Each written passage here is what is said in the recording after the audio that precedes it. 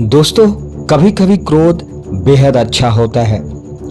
क्रोध को अगर समय के अनुसार एक हथियार के रूप में उपयोग में लाया जाए, खास करके जब दुनिया में भ्रष्टाचार हो, अन्याय हो, शोषण हो रहा हो, गलत तरीके से काम होता हो, आपका कोई फायदा बेवजह उठा रहा हो, ऐसे वक्त पर क्रोध बेहद आवश्यक हो जाता है।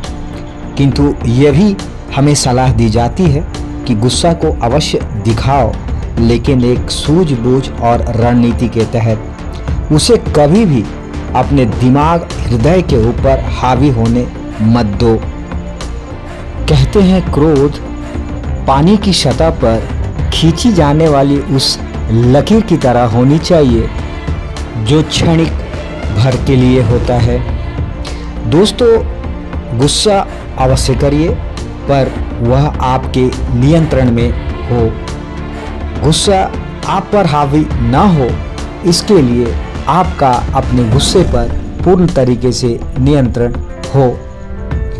दोस्तों, आज के इस कड़ी में मैं आपके साथ कुछ ऐसी बातें क्रोध से संबंधित रखने वाला हूं जो आपके सफलता में चार चांद लगा सकती है। जी हाँ, मैं बात कर रहा हूँ कि हमें अपने उन बुरी आदतों पर क्रोध करनी चाहिए जिसके वजह से कहीं ना कहीं हम अपने मंजिल तक पहुँचते पहुँचते रह जाते हैं। सफलता कदम चूमते चूमते रह जाती है। तो दोस्तों, सर्वप्रथम हमारी वो आदतें, जैसे कि हम हमेशा नेगेटिव सोचते हैं, हमारे इर्द गिर्द इम्पॉसिबल का वह दायरा पहले से बना हुआ रहता है। हमारा शरीर हमेशा आराम खोजता है। जब कभी भी कुछ कठिनाई, मुसीबत या चैलेंजेस हमारे आसपास होती है, हम कहीं ना कहीं उससे पार पाने के लिए बहानेबाजी करते हैं। हम कोई ना कोई एक्सक्यूजेस ढूंढते हैं। ऐसी सूरतों में, ऐसी आदतों पर हमें पूर्ण तरीके से, एक जोरदार तरीके से अपने आप पर गुस्सा करना चाहिए कि ये मेरे लिए नहीं है।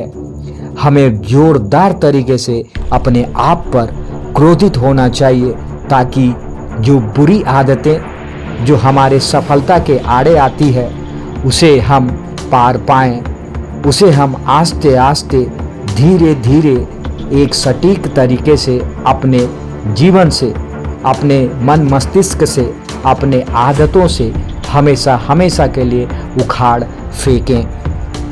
क्रोध का एक निश्चित समय होना चाहिए और मुझे ऐसा लगता है कि जब कभी भी आप अपने लक्ष्य को साधते हैं और उस लक्ष्य तक पहुंचने के लिए, उसे प्राप्त करने हेतु जब आपके सामने चैलेंजेस आते हैं, जब आपके सामने कठिनाई मुंह बाए खड़े रहती है, कई तरीके की नेगेटिविटी आपको वार पे वार करती है, उस दौरान आपको अपने उन सारे नेगेटिविटी, ये इस तरीके के जो बाधक हैं, जो सफलता की ओर जाने से आपको रोकती है, उस पर क्रोध करते हुए उसे आहिस्ता आहिस्ता अपने रास्ते से उखाड़ फेंकने की आवश्यकता है।